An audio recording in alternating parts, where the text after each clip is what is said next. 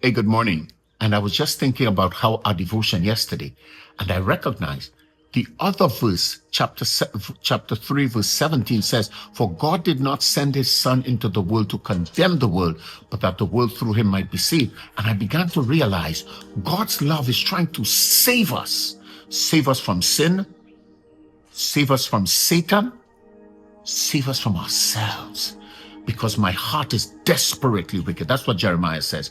Who can know it? My heart, my very heart, the thing that I am depending on to give me truth and expressions of love is deceiving me. That's why when I think about God's love, I put truth on the table. I put integrity, God's integrity on the table. I put God is not a man that he should lie on the table. When I think about God's ability to intervene and interact with me, I'm putting things on the table immediately, because I've got to trust that the God who says he loves me really does love me and has the capacity to love.